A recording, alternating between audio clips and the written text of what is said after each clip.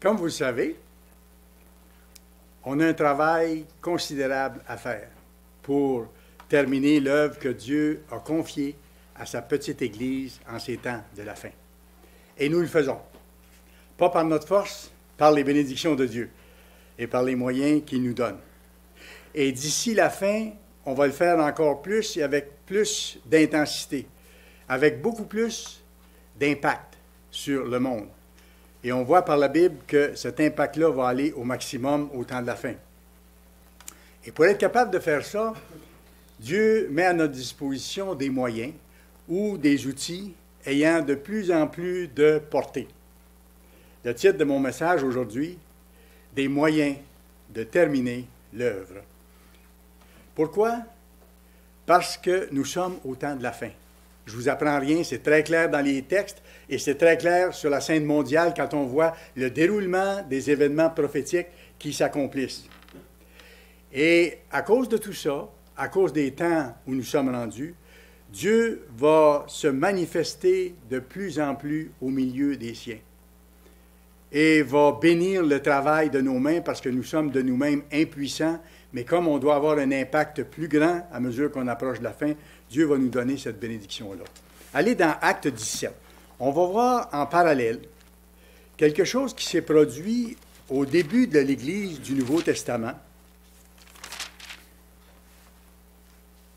Des événements majeurs où on a vu Dieu intervenir pour mettre son sceau d'approbation et manifester sa présence. Acte 17, on va lire les versets 1 à 6.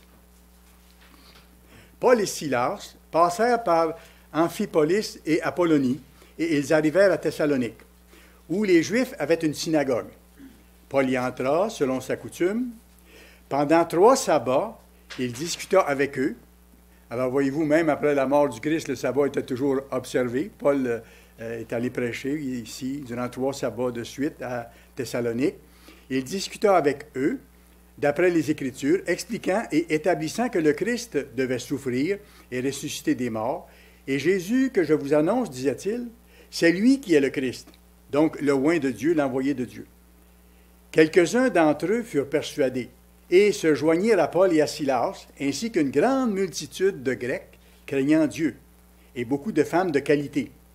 Mais les Juifs jaloux prirent avec eux quelques méchants hommes de la populace, provoquèrent des attroupements et répandirent l'agitation dans la ville. Ils se rendirent à la maison de Jason et ils cherchèrent Paul et Silas pour les amener vers le peuple.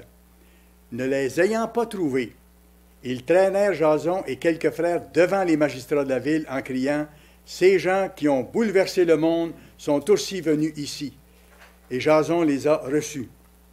Et c'est sur cette dernière petite phrase-là que je veux attirer votre attention.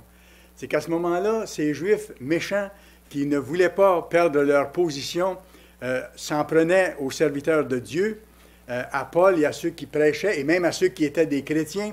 Et regardez l'accusation qu'il soulignait en ce qui les concerne. Il disait, ils bouleversé et ils bouleversent le monde. Ce qui se passait à ce moment-là, on ne le réalise pas toujours quand on lit rapidement les textes, mais ce qui se passait à ce moment-là, c'est que les enseignements des apôtres et des premiers ministres de Dieu avaient un tel impact qu'on en arrivait à dire, ils sont en train de bouleverser tout notre monde. Et c'est ce qui se passait. Et c'est ce qui va se passer au temps de la fin aussi. Ça fait partie de notre mission. De prêcher la vérité dérange, et surtout quand on va avancer dans le temps encore un peu plus, cette vérité-là va devenir comme une lumière éclatante au milieu de ténèbres de plus en plus grands.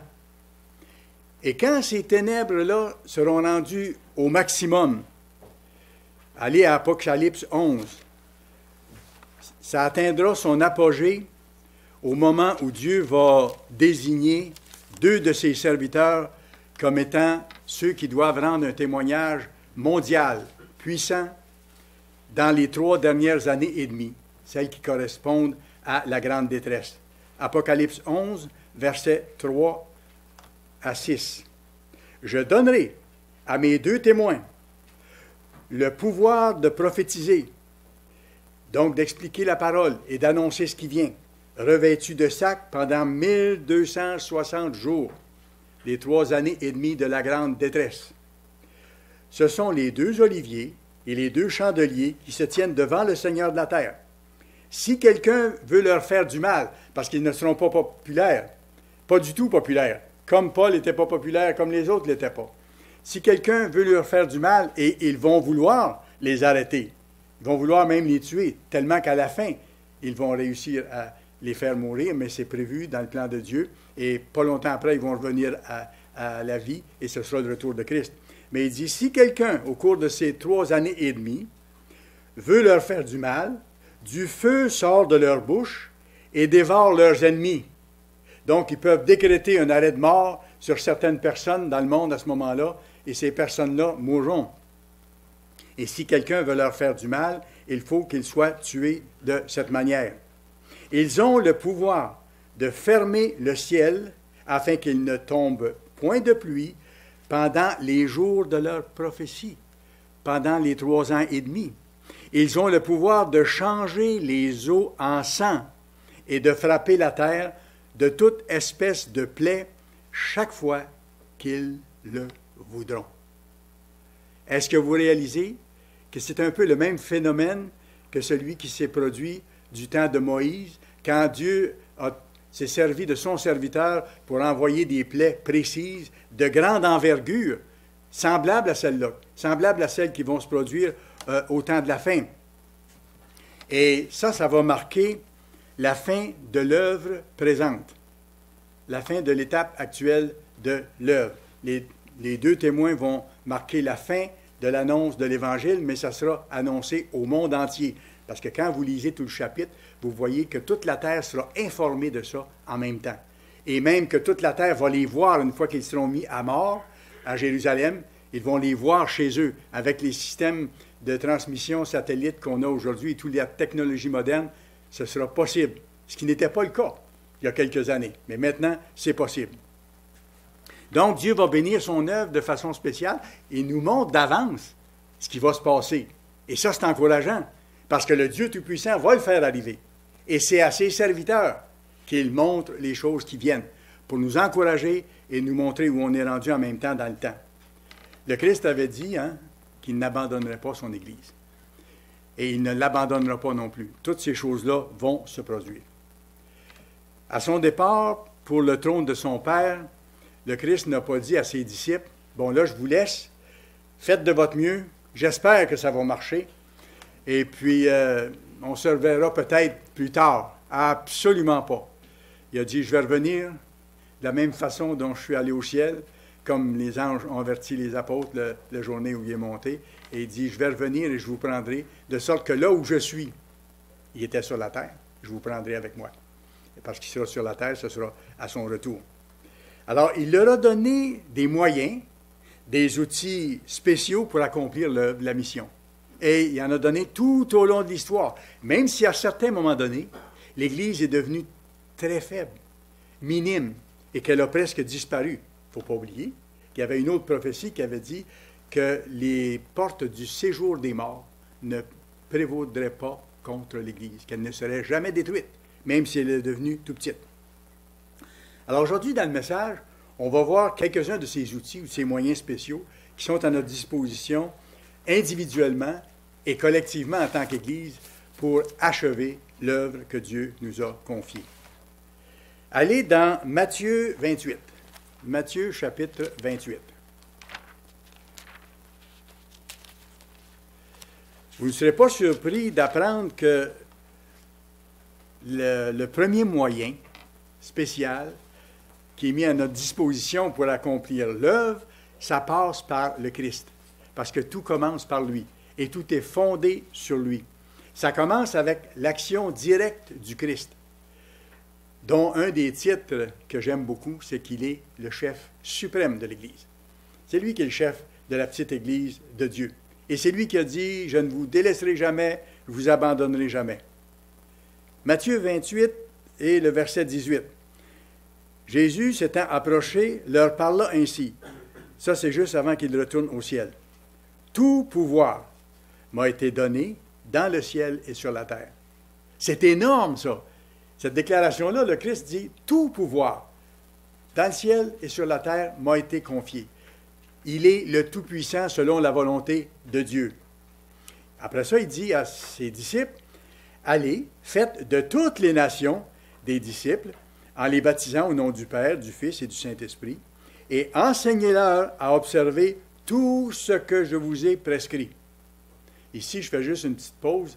L'Église de Dieu a la responsabilité d'enseigner uniquement ce que le Christ a enseigné.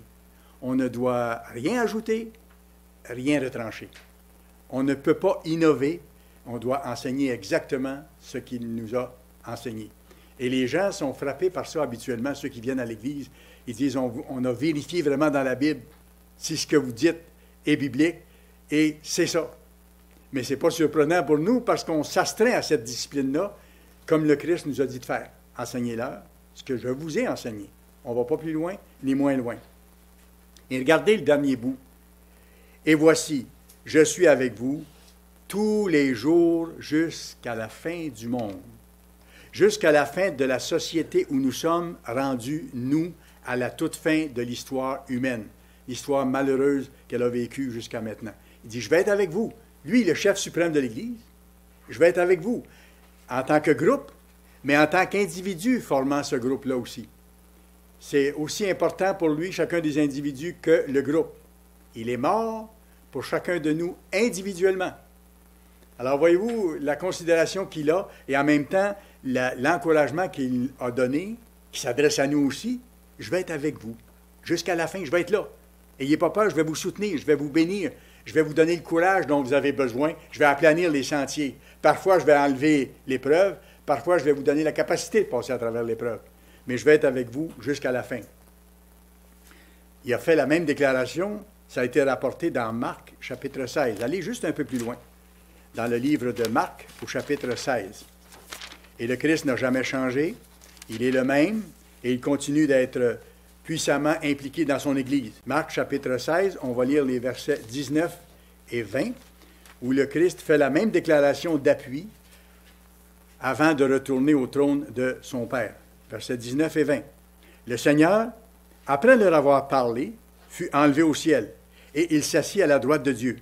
Et regardez ce qui s'est passé après, parce qu'il avait déjà commencé à mettre en pratique cette promesse d'être avec eux jusqu'à la fin, depuis le début. Et ils s'en allèrent, les disciples, les apôtres, prêcher partout. C'était leur travail, leur mission. Le Seigneur travaillait avec eux, confirmant la parole par les miracles qui l'accompagnaient. Il était avec eux, et surtout au début de l'Église. On voit par les textes qu'il y a eu de grands prodiges qui ont été effectués à ce moment-là, justement parce que c'était une étape majeure, c'était le début de la toute petite Église de Dieu. Dieu mettait son sceau, en mettant son sceau par les miracles et les prodiges qu'il leur donnait d'accomplir, ça montrait que c'était son Église et qu'il était entièrement avec eux. Acte 12. Allez dans Acte 12, s'il vous plaît.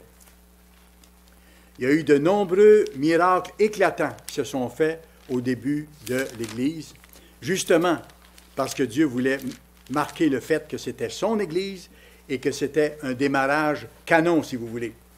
Et il fallait que ça paraisse. Acte 12, on voit ici l'épisode où Pierre a été délivré miraculeusement de prison. Ça vaut la peine qu'on regarde ça, ça nous montre la puissance du grand Dieu que nous servons. Acte 12, versets 6 à 10. La nuit qui précéda le jour où Hérode allait le faire comparaître, Pierre, lié de 2 chaînes, dormait entre 2 soldats dans la prison, et des sentinelles devant la porte gardaient la prison, pas moyen de sortir. Et voici, un ange du Seigneur survint, et une lumière brilla dans la prison. L'ange réveilla Pierre en le frappant au côté et en disant « Lève-toi promptement ». Les chaînes tombèrent de ses mains. Et l'ange lui dit « Mets ta ceinture et tes sandales ». Il en fit ainsi. L'ange lui dit encore « Enveloppe-toi de ton manteau et suis-moi ». Pierre sortit et le suivit, ne sachant pas ce qui se passait, si c'était réel ou imaginaire. Lorsqu'ils eurent passé la première garde, puis la seconde, ils arrivèrent à la porte de fer qui mène à la ville. et qui s'ouvrit d'elle-même devant eux. Ils sortirent et s'avancèrent dans une rue. Aussitôt, l'ange quitta Pierre. Et regardez le verset 11. Revenu à lui-même, comme s'il venait de se réveiller, Pierre dit, « Je vois maintenant d'une manière certaine que le Seigneur a envoyé son ange et qu'il m'a délivré de la main d'Hérode et de tout ce que le peuple juif attendait. » Alors, voyez-vous, dès le début de l'Église, il y a eu des grands prodiges qui ont été faits pour illustrer que c'était son petit troupeau et que l'œuvre démarrait sur des chapeaux de roue. Vous avez le cas de Paul aussi. On va regarder ce deuxième cas-là, le cas de Paul. Allez à Actes chapitre 9, s'il vous plaît. Le cas de Paul, un pharisien qui était en route pour aller faire arrêter et faire tuer des chrétiens qui vivaient à Damas. Qu'est-ce qui lui est arrivé? Il a été jeté par terre, il a été rendu aveugle, il a été confronté sur les lieux mêmes par le Christ lui-même. Toute une étape. Acte 9, nous allons lire les versets 3 à 6. Comme il était en chemin et qu'il approchait de Damas, tout à coup, une lumière venant du ciel resplendit autour de lui. Il tomba par terre et il entendit une voix qui lui disait « Saul, Saul, pourquoi me persécutes-tu? » Il répondit « Qui es-tu, Seigneur? » Et le Seigneur dit « Je suis Jésus que tu persécutes. Il te serait dur de régimber contre les aiguillons. » Tremblant et saisi d'effroi, il dit « Seigneur, que veux-tu que je fasse? » Et le Seigneur lui dit « Lève-toi, entre dans la ville, et on te dira ce que tu dois faire. » Alors, ce qui arrivait à ce moment-là, on n'ira pas dans tous les détails, mais c'est que Dieu appelait cet homme-là, qui était un ennemi de l'Église, pas n'importe qui était un ennemi de l'Église, qui faisait mourir des chrétiens. Il a appelé cet homme-là pour qu'il travaille pour lui avec la même intensité pour le bien, au lieu de travailler pour le mal, et qu'il devienne l'apôtre en charge des non-israélites, si vous voulez. Regardez au verset 15, même chapitre. « Va vers cet homme, car cet homme est un instrument que j'ai choisi, Dieu parle de Paul ici, pour porter mon nom devant les nations. » Devant les nations, ici, ça veut dire les nations non-israélites. « Devant les rois et devant les fils d'Israël, et je lui montrerai tout ce qu'il doit souffrir pour mon nom. » Alors, il était donc chargé, lui, d'aller vers les nations païennes, non-israélites. Toute une mission. Et là, il fallait ensuite que les chrétiens, qui étaient les seuls Israélites de l'époque, qui étaient seulement les Israélites à l'époque qui formaient les chrétiens, il fallait que ces chrétiens-là comprennent que Dieu était en train d'ouvrir une porte pour que les non-Israélites soient appelés au salut, ce qui n'était pas le cas jusque-là. Et ils étaient réfractaires à ça. Ce n'était pas une nouveauté qui les réjouissait, au contraire, ils se sont mis en garde contre ça. Et c'est pour ça que peu de temps après, on va aller à Actes chapitre 10, peu de temps après, parce que Dieu ouvrait la porte pour que les non-Israélites soient appelés à l'Église, il y a deux personnages qui ont eu chacun une vision au même moment ou à peu près. D'abord, un chef d'armée, chef d'une cohorte italienne, nommé Corneille. Ce n'était pas un Israélite. Lui a eu une vision comme de quoi il fallait qu'il fasse venir l'apôtre Pierre. Et de son côté, l'apôtre Pierre, lui aussi, a eu une vision dans les mêmes temps pour l'amener à comprendre que Dieu appelait maintenant des gens considérés comme païens, non-israélites, que ça c'était nouveau, mais que Pierre devait commencer par comprendre ça, puis il devait l'expliquer aux autres. Il a fallu qu'il l'explique à l'Église après. Mais c'était tout un changement, là. On va le voir dans les textes. Voyons Acte 10, versets 28 à 35. « Vous savez, leur dit-il, c'est Pierre qui parle, qu'il est défendu à un Juif de se lier à un étranger ou même d'entrer chez lui. » Voyez-vous comment c'était sectaire, comment c'était séparé? Un Juif ne pouvait pas entrer chez un non-Juif. Et là, Corneille lui demandait d'aller dans sa maison. Et là, Pierre leur dit, écoutez, pour un Juif, là, c'est quelque chose de gros parce que ça ne m'est pas permis d'entrer dans la maison d'un non-Juif. Mais Dieu m'a appris à ne regarder aucun homme comme souillé ou impur. Alors, Pierre commençait à ce moment-là à comprendre cette vérité-là et à pouvoir l'expliquer. Verset 29, « C'est pourquoi je n'ai pas eu d'objection à venir chez Corneille, puisque vous m'avez appelé. Je vous demande donc pour quel motif vous m'avez envoyé chercher. Corneille dit, il y a 4 jours, à 7 heures, je priais dans ma maison à la 9e heure, et voici un homme vêtu d'un habit éclatant se présenta devant moi et dit, Corneille, ta prière a été exaucée, et Dieu s'est souvenu de tes aumônes, parce que c'était un homme qui faisait du bien. Envoie donc quelqu'un à Jopé et fais venir Simon, surnommé Pierre. Il est logé dans la maison de Simon, correilleur, près de la mer. Aussitôt, j'ai envoyé quelqu'un vers toi, et tu as bien fait de venir. Maintenant donc, nous sommes tous devant Dieu pour entendre tout ce que le Seigneur a ordonné de nous dire. Voyez-vous, Corneille et sa famille étaient réunis et des amis. Il dit, on est maintenant, suivant la directive de Dieu devant toi, dis-nous ce que tu as à nous dire, ce que Dieu veut que tu nous révèles. Et regardez le verset 34. Alors Pierre, ouvrant la bouche, et en passant, c'était son premier sermon à des non-Israélites. Avant ça, il avait fait un sermon le jour de la Pentecôte, mais c'était des Israélites qui étaient sur place. Mais là, c'est son premier sermon à des non-Israélites. Alors Pierre ouvrit la bouche et dit, « En vérité, je reconnais que Dieu ne fait point de favoritisme, mais qu'en toute nation, celui qui le craint et qui pratique la justice, lui est agréable. » C'était tout un pas à faire pour Pierre, mais Dieu lui a donné la force d'être capable de le faire. Mais ensuite, il fallait qu'il explique ça à l'Église, parce que là, l'Église était sur ses gardes et n'acceptait pas cette chose-là. Il y a eu de fortes réactions négatives de la part des chrétiens. Juste au chapitre suivant, début du chapitre, on voit ce que je suis en train de vous dire. Acte 11, versets 1 à 4. Les apôtres et les frères qui étaient dans la Judée apprirent que les païens avaient aussi reçu la parole de Dieu. Oh boy! Ça, pour eux, c'était pas normal. Et lorsque Pierre fut monté à Jérusalem, les fidèles circoncis, donc les chrétiens, lui adressèrent des reproches en disant, « Tu es entré chez des incirconcis et tu as même mangé avec eux. » C'était inacceptable. Regardez le verset 4. Pierre se mit à leur exposer d'une manière suivie ce qui s'était passé. Et là, il leur explique tout ce qui est arrivé et comment Dieu lui avait donné de comprendre qu'à partir de là, les non-Israélites étaient appelés, pour certains d'entre eux, à faire partie de l'Église. Qu'est-ce qui se passait?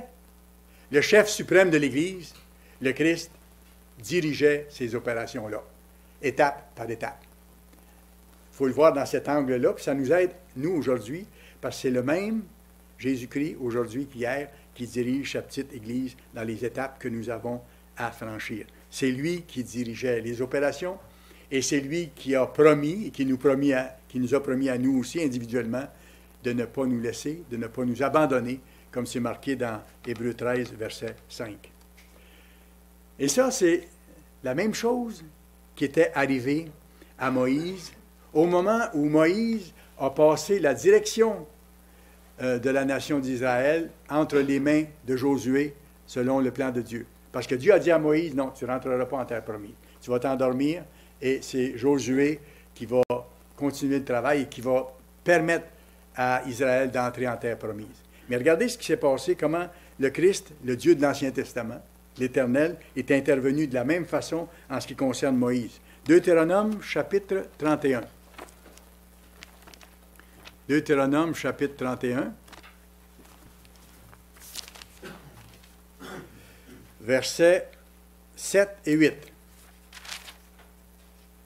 Moïse appela Josué et lui dit en présence de tout Israël, « Fortifie-toi et prends courage, car tu entreras avec ce peuple dans le pays que l'Éternel a juré à leur père de leur donner.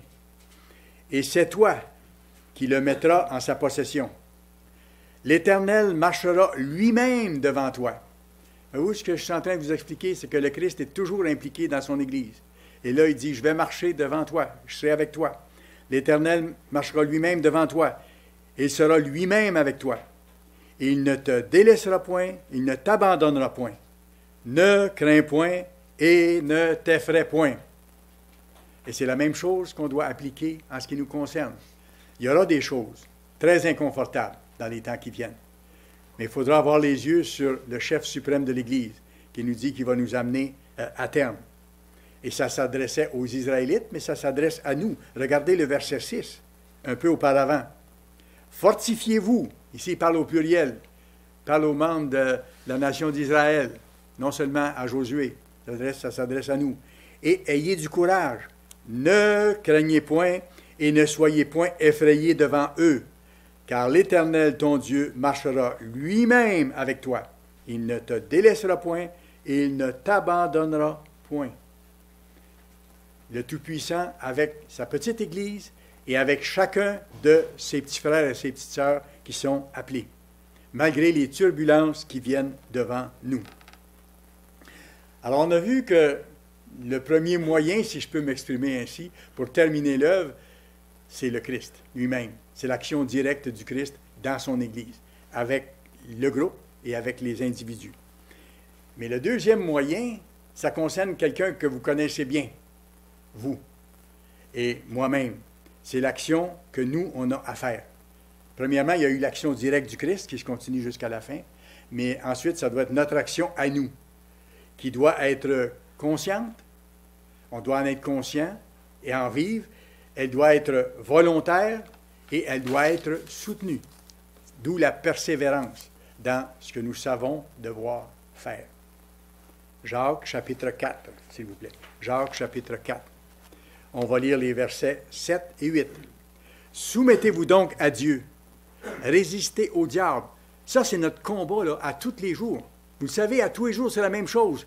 Il y a des journées qui sont plus faciles que d'autres, mais il y a des journées qui sont plus difficiles que d'autres. Et on a des combats à mener pour ne pas déroger des lois de Dieu.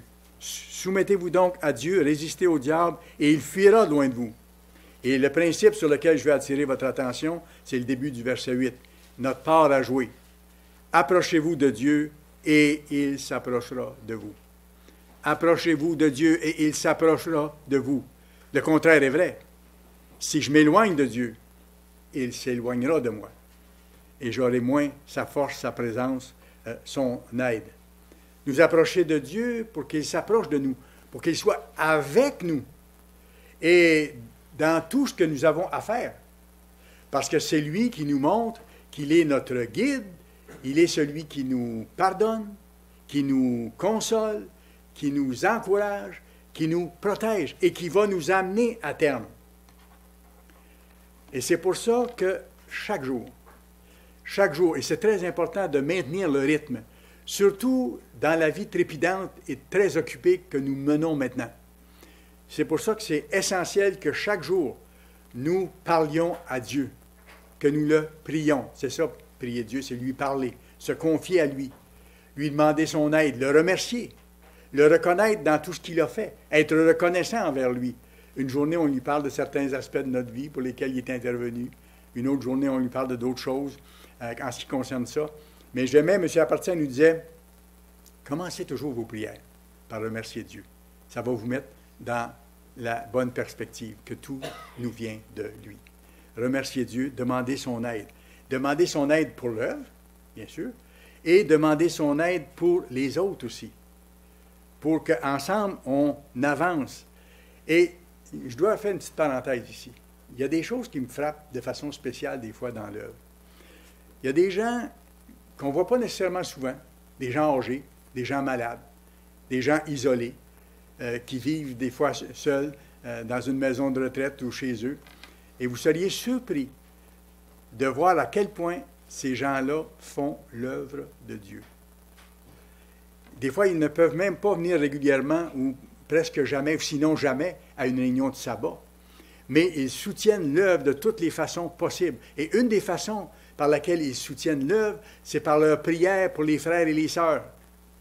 Il y a des gens qui me demandent des fois parmi ces gens-là, et je me rappelle, c'était le cas de Mme Arsenault. Mme Arsenault, parfois, je lui parlais durant la semaine, elle disait, « Monsieur Brochu, est-ce qu'il y a quelqu'un dans l'Église qui a besoin de prière, qui passe par des situations difficiles et pour lequel on pourrait prier? » Voyez-vous, le travail qui se fait, ça passe sous silence, presque inaperçu, mais pour que l'œuvre avance. Des gens qui prient les uns pour les autres. Et ça arrive encore qu'il y a des gens qui me disent, est-ce qu'il y a quelqu'un qui a besoin en particulier de prière? Ça, c'est soutenir les autres pour qu'on arrive en même temps. Et ces gens-là prient aussi pour que l'œuvre réussisse, pour que Dieu fasse aussi qu'il y ait l'abondance économique dans son Église, qu'il y ait davantage de dîmes et d'offrandes qui arrivent à l'Église, pour qu'on puisse terminer le travail, acheter du temps d'antenne, donner plus de littérature à gauche et à droite et à ceux qui le demandent. Alors, voyez-vous, chaque jour, on doit prier. On ne doit jamais, jamais, jamais passer une journée sans prier Dieu. Si on le fait, on s'affaiblit.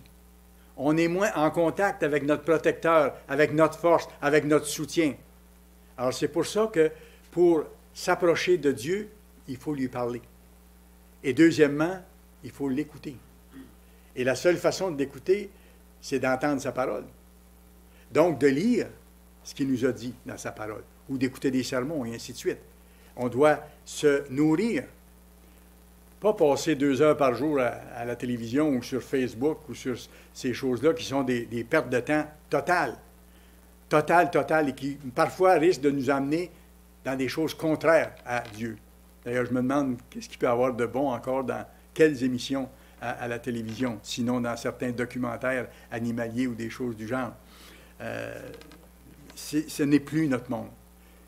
Notre priorité, c'est de se préparer parce que bientôt, le sifflet sera donné pour la fin de ce monde-là. Et ceux qui seront prêts seront traités de façon particulière. Donc, chaque jour, prier, chaque jour, étudier. Et après ça aussi, méditer sur ce qu'on a appris. Pas seulement au cours de la journée, mais ce qu'on sait par la Bible, ce qu'on a appris au cours des années. Et je vais vous dire comment ça nous revient. J'ai vécu une expérience la semaine dernière qui m'a donné à réfléchir là-dessus, puis qui donne peut-être un bel exemple. On va commencer par aller dans le psaume 119. Psaume 119, s'il vous plaît. Le plus long des psaumes. Psaume 119, regardez le verset 97. « Combien j'aime ta loi! » Bien, pour l'aimer, il faut la connaître. Puis pour la connaître, il faut la lire, la relire, y penser, l'écrire même. Elle est toujours l'objet de ma méditation. Il faut y penser à ce qu'on a lu. Et plus on le lit, plus ça s'inscrit profondément dans notre esprit et dans notre cœur, quand on a besoin de s'en servir. C'est là. C'est là, c'est en réserve. Et le petit exemple que je veux vous donner, c'est ceci. C'est que la semaine dernière, à un moment donné, je n'avais pas le choix, il fallait que je fasse refaire le surfaçage de l'asphalte dans mon entrée de cour. Bon, c'est pas donné. C'est un travail tout petit en surface. C'est pas de refaire toute l'asphalte et tout ça, mais ça montait, ça s'en allait vers les 400 $. Donc, c'est pas rien. Mais après que les travaux ont été faits, ils ont tout goudronné. En fait, c'est goudronner l'ensemble puis faire les petites corrections. Le monsieur vient content. Je lui dis merci, vous avez fait un beau travail. Bon, il dit, est-ce que vous allez me payer en argent? J'ai dit, ben, je pensais vous payer en chèque. Je ne veux pas penser plus loin que ça. Je pensais vous payer en chèque. Ben, il dit, si vous me payez en chèque, je vais être obligé de vous charger les taxes. Fait que là, le fait que je connais la loi de Dieu, c'est pour ça. Le fait que je connais la loi de Dieu, je n'ai pas de mérite parce qu'il faut la mettre en pratique. Si je ne paye pas les taxes, je vole. Je vole le gouvernement. Et les chrétiens doivent se soumettre au gouvernement. Alors, j'ai dit au monsieur, non, je préfère vous payer par chèque. Chargez-moi les taxes. Ça m'a chargé encore 50 $ de plus, 50 $ de plus, mais j'étais content. Pas content de payer 50 $ de plus, mais content, oui, de faire la volonté de Dieu, d'être en règle avec Dieu.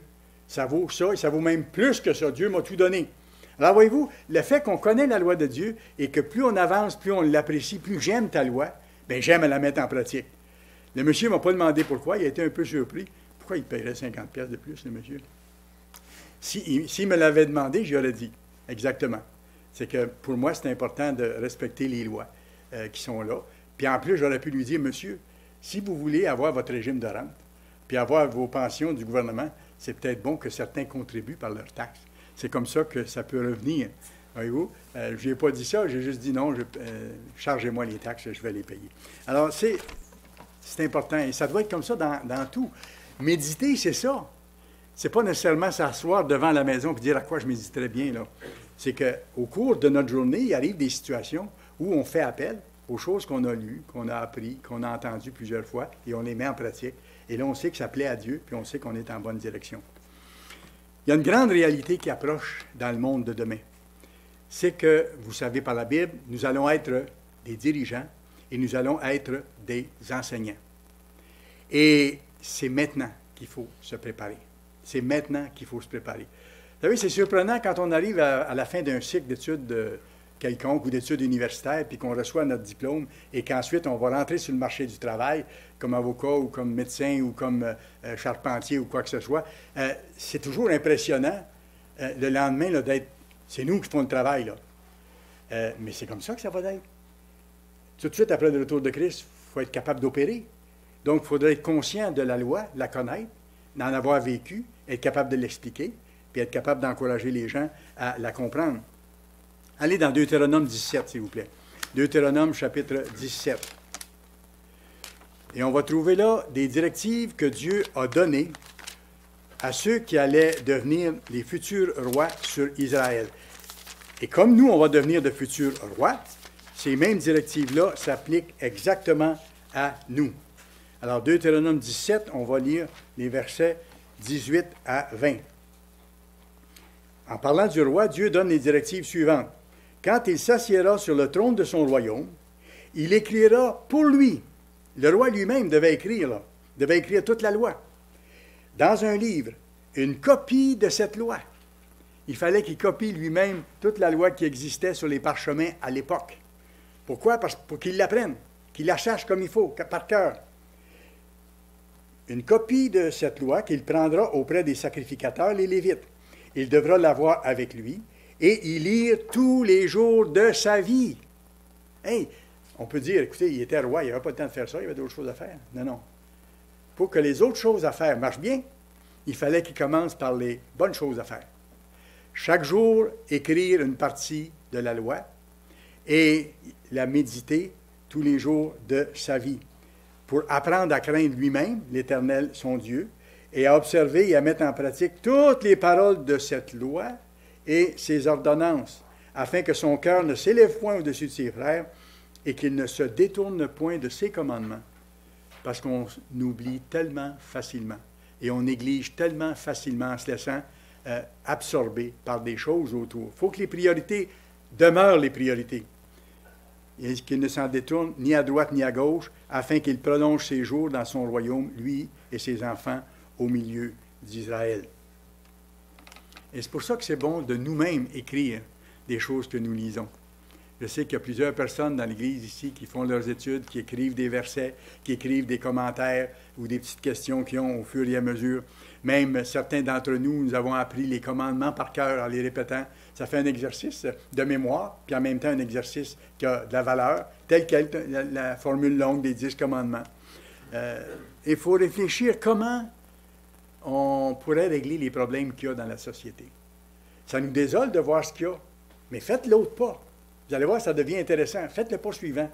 Qu'est-ce que moi je pourrais faire pour régler le problème si j'avais les pouvoirs nécessaires? On peut y réfléchir parce que vous allez devoir le faire. Quand le Christ va être revenu, vous allez devoir en régler des problèmes. Quelqu'un me mentionnait, justement, je parlais avec des dames lors de la Pentecôte, et c'est intéressant, il y a une dame qui disait, « Monsieur Brochu, pensez-vous que dans le monde à venir, il va y avoir des villes? » Fait que j'ai dit à la dame, « Oui, il va y avoir des villes. » Regardez, c'est dit que comme récompense des serviteurs de Dieu, certains vont avoir une ville, 2 villes, 5 villes à prendre soin, certaines régions. Donc, il y aura des villes. Mais ça ne sera sûrement pas les villes comme il y a là. Alors, pensez à ce qui devrait être différent pour que les gens soient bien, pour que les gens ne se pilent pas sur les pieds, pour qu'il y ait une vie paisible, qu'il y ait une vie heureuse, qu'ils puissent se déplacer sans problème. Il y a tellement de choses à changer dans ce qu'on voit autour pour bâtir des villes. On va commencer à zéro, là, pour bâtir des villes qui soient fonctionnelles, qui soient agréables à vivre. Intéressant. Alors, voyez-vous, c'est ça, se nourrir de la parole. Savoir ce qu'on a à faire plus tard et utiliser notre esprit pour imaginer les choses qu'on pourrait changer. Ça, c'est des belles choses à méditer. Au contraire, lui, Satan, notre adversaire, voudrait qu'on soit très occupé à plein d'autres choses que ça. Il voudrait qu'on soit affublé d'un programme extrêmement chargé, de faire toutes les activités possibles, tous les loisirs possibles, être au courant de toutes les choses possibles, être le moins possible avec Dieu. C'est ça, dans le fond. Mais si on joue ce jeu-là, on ne s'approche pas de Dieu, on s'éloigne de Dieu. Voyez-vous la différence? C'est pour ça qu'il faut constamment recentrer nos priorités sur Dieu et sur notre développement spirituel. Je dis constamment recentrer parce que les risques sont là Et sans s'en rendre compte, on se laisse absorber par des choses autour et finalement, sans s'en rendre compte, on s'éloigne de Dieu. Dans le même sens, il faut, comme j'en ai parlé dans un message récemment, aussi demander et utiliser chaque jour la puissance de Dieu, son Saint-Esprit. Chaque jour. On est conscient de ça. Si vous demandez jamais à Dieu son Saint-Esprit, est-ce que vous avez sa puissance chaque jour? Demandez-lui sa puissance. Vous en avez besoin, moi aussi. Chaque jour. Je ne me rappelle pas une journée que je n'ai pas demandé à Dieu de me donner son Saint-Esprit. Puis j'en ai besoin de garder cette discipline-là pour être capable de discerner ce qui est bien selon les lois de Dieu et d'être capable de le faire. Jean 14. Jean chapitre 14. Jean chapitre 14, verset 21. Celui qui a mes commandements et qui les garde, même qui les écrit, même qui les apprend par cœur, qui y pense, c'est celui qui m'aime. Aimer Dieu, c'est garder ses commandements. Hein? Et c'est par l'amour de Dieu qu'on peut le faire, par son esprit. Et celui qui m'aime sera aimé de mon Père, je l'aimerai et je me ferai connaître à lui. Voyez-vous, si je m'applique à vivre selon les commandements de Dieu, le Christ dit, je vais me faire connaître davantage à lui. Comment? Je vais lui révéler d'autres choses. Je vais lui aider à comprendre les circonstances qui lui arrivent. Je vais lui montrer à savoir quoi décider dans telle circonstance.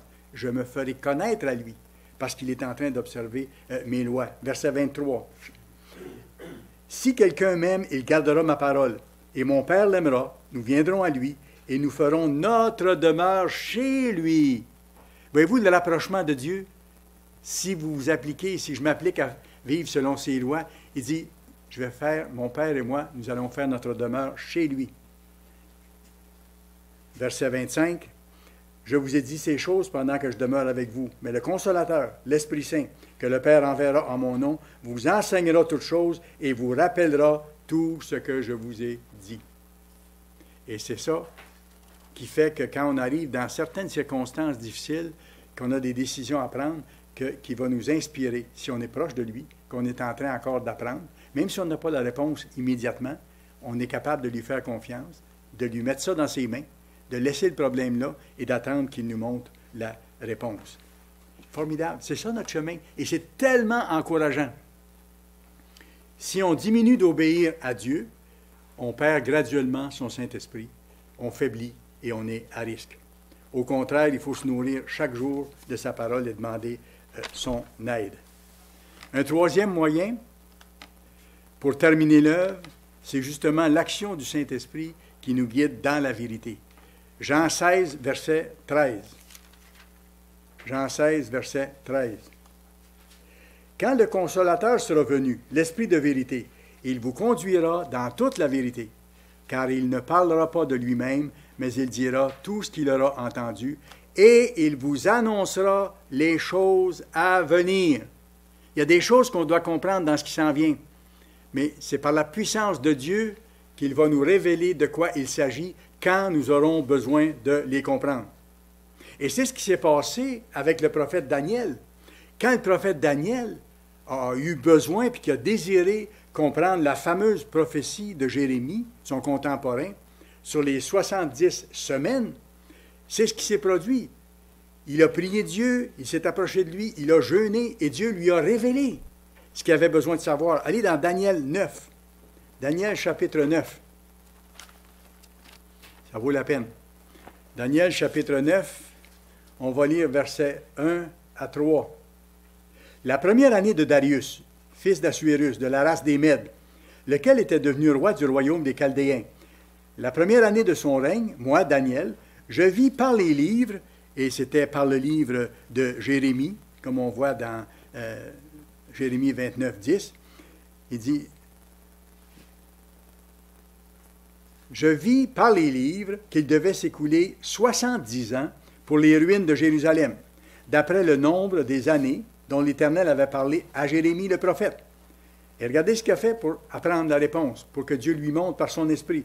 Je tournai ma face vers le Seigneur Dieu, afin de recourir à la prière, comme je vous ai dit tantôt, parler à Dieu chaque jour. Et parfois, il y a des prières plus intenses.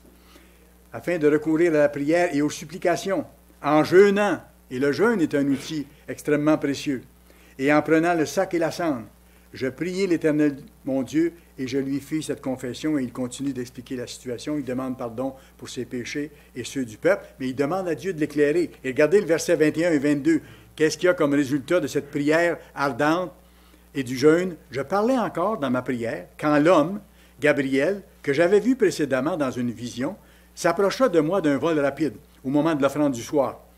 Il m'instruisit et s'entretint avec moi. Il me dit, « Daniel, je suis venu maintenant pour ouvrir ton intelligence. » Et après, il lui explique la prophétie des 70 semaines que Daniel voulait comprendre. C'est intéressant, on voit que Dieu révèle par son Saint-Esprit. C'est un des moyens qu'il nous donne pour terminer l'œuvre et terminer notre chemin personnel vers le royaume et pour soutenir l'œuvre de Dieu. Mais c'est le même phénomène qui s'est passé avec M. Armstrong, dans le fond, qu'avec Daniel, si vous faites un rapprochement entre les deux. Exactement, même genre de situation et même phénomène. M. Armstrong est arrivé à l'Église de Dieu dans une époque, la 5e des 7 époques ou ères de l'Église qu'on voit dans l'Apocalypse, l'Église de Sardes. Et M. Armstrong a dû découvrir les 18 vérités de base du christianisme original qui avaient été perdues en cours de route. L'Église de Sardes était affaiblie. Quand on voit sa description dans le livre d'Apocalypse, on voit que l'Église était rendue faible, presque au point d'extinction. Dieu dit, il y a seulement quelques hommes qui continuent à marcher en vêtements blancs dans cette Église-là. Et c'est à ce groupe-là que M. Armstrong a été appelé. Et c'est à ce moment-là que Dieu lui a révélé des vérités qui avaient été perdues. Comment est-ce qu'il a pu les apprendre? Il a fait comme Daniel. Il a fallu qu'il obéisse. Il a commencé par obéir au commandement, même aux fêtes qu'il ne comprenait pas, qu'il a observé pendant 7 ans, seul avec son épouse, sans les comprendre, avant d'en comprendre la signification, avant que Dieu ne lui révèle. Et c'est par lui qu'on a pu avoir ça. Il s'est appliqué à obéir, puis Dieu lui a révélé, comme il a fait avec Daniel. Dieu est avec son Église. Le Christ dirige ses serviteurs. Et c'est comme ça, par exemple, que M. Armstrong a appris l'existence des fêtes, qui en a compris le sens et qui nous l'a transmis à nous aujourd'hui. Alors nous observons les fêtes en comprenant toute la valeur. Et c'est comme ça que Dieu a révélé aussi à M. Armstrong l'identité des nations modernes descendantes de la nation d'Israël originelle. Et ça a une importance majeure parce que c'est seulement en connaissant qui sont les descendants modernes de la nation ancienne d'Israël qu'on peut comprendre les prophéties qui s'adressent à eux au temps de la fin. Sans ça, on ne peut pas comprendre. Voyez-vous comment tout ça se tient, comment le puissant chef de l'Église a dirigé ses serviteurs quand le temps était venu pour comprendre certaines choses ou pour être capable d'aller plus loin. Et ça nous donne à nous, au temps de la fin, la capacité d'accomplir la mission qui nous a été confiée, d'avertir, les nations israélites du châtiment qui s'en vient et de la possibilité de se repentir, et d'avertir toutes les nations de la terre. C'est aussi notre responsabilité en tant que sentinelle, comme on voit dans Ézéchiel. Vous pourrez aller voir Ézéchiel, chapitre 33, versets 7 à 9. Ça décrit un peu notre mission. En comprenant la prophétie, les prophéties, ça nous permet de savoir ce qui vient, et 2, ça nous permet de faire l'œuvre en annonçant l'Évangile, non seulement aux Israélites, mais à tous les citoyens de la terre. Et ça sera complété, comme j'ai dit tantôt, par les 2 témoins qui vont annoncer l'Évangile. Ce sera la dernière étape de l'annonce de l'Évangile à notre époque. C'est le même Évangile, mais il sera annoncé à ce moment-là au monde entier. Et les caméras de la terre seront fixées sur ces hommes-là qui vont faire des prodiges extraordinaires, parce que Dieu va marquer de son sceau le travail de ces 2 hommes-là. Mais voyez-vous, parce que Dieu a révélé à M. Armstrong les fêtes, qu'il a révélé l'identité des nations modernes d'Israël, nous pouvons avertir le monde avec précision et les avertir des conséquences qui s'en viennent à cause de la transgression des lois. L'Éternel ne fait rien sans avoir révélé son secret à ses serviteurs, les prophètes. Amos 3, verset 7. Alors, on le voit à travers tout ça. Il l'a fait avec Daniel, il l'a fait avec M. Armstrong. C'était à une époque clé de l'histoire aussi.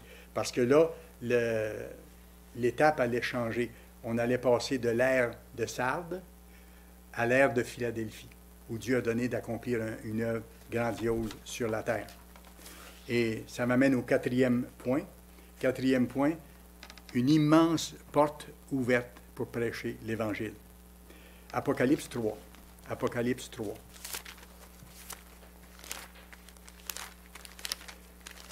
Apocalypse 3 et le verset 8. « Je connais tes œuvres, en parlant de l'Église de Philadelphie, sous M. Armstrong. Je connais tes œuvres. Voici parce que tu as peu de puissance et que tu as gardé ma parole, que tu n'as pas renié mon nom. J'ai mis devant toi une porte ouverte que personne ne peut fermer. » Et cette porte ouverte-là, je n'entrerai pas dans les détails, mais c'est une porte ouverte, on voit par d'autres versets, pour annoncer le message de l'Évangile au monde entier.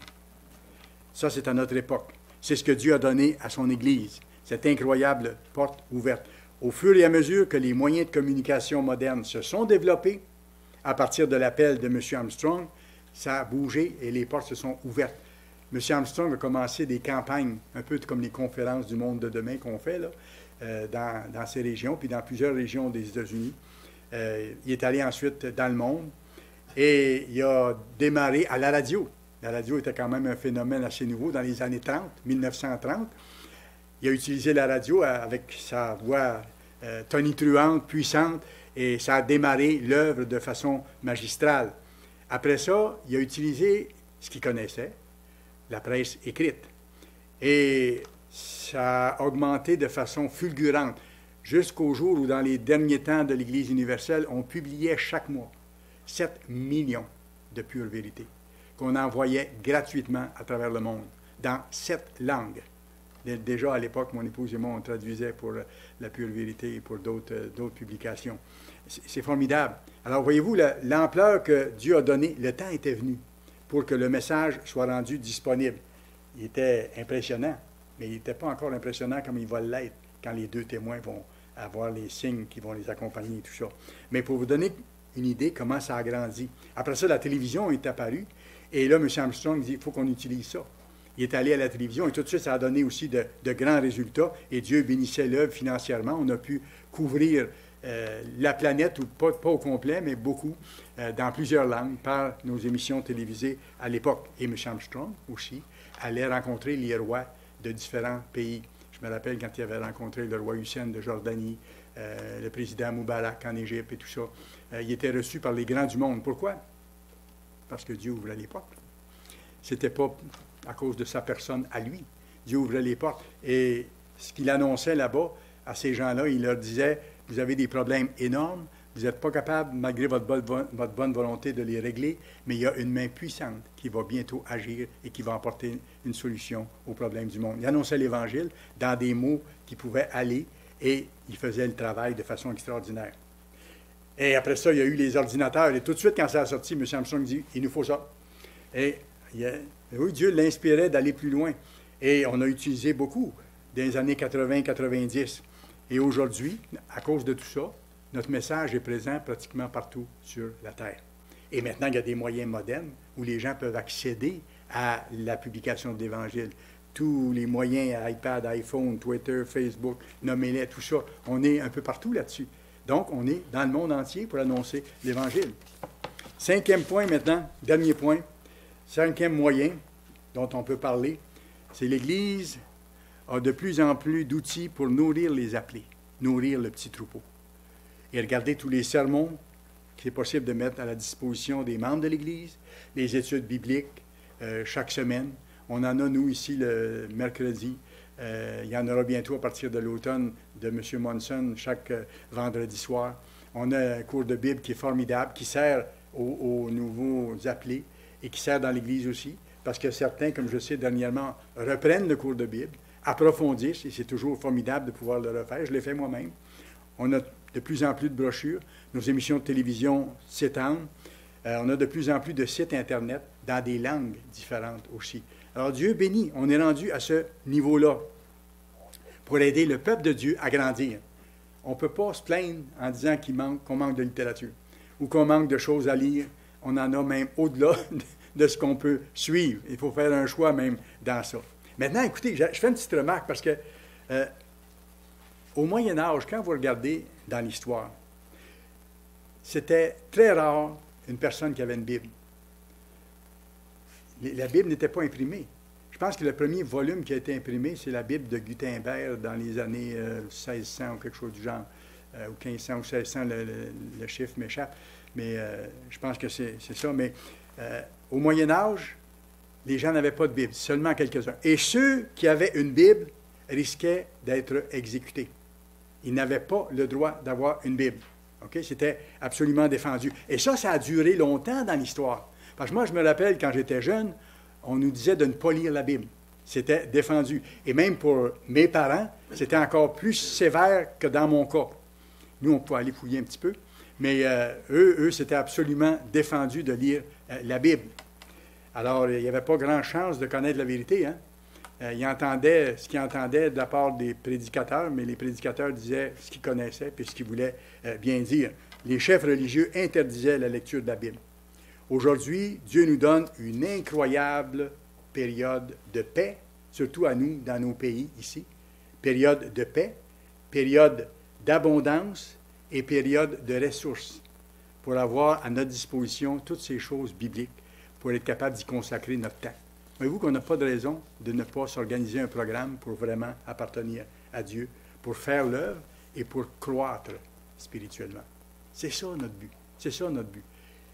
On vit dans l'époque de la plus grande abondance spirituelle de toutes les étapes, de toutes les époques de l'humanité.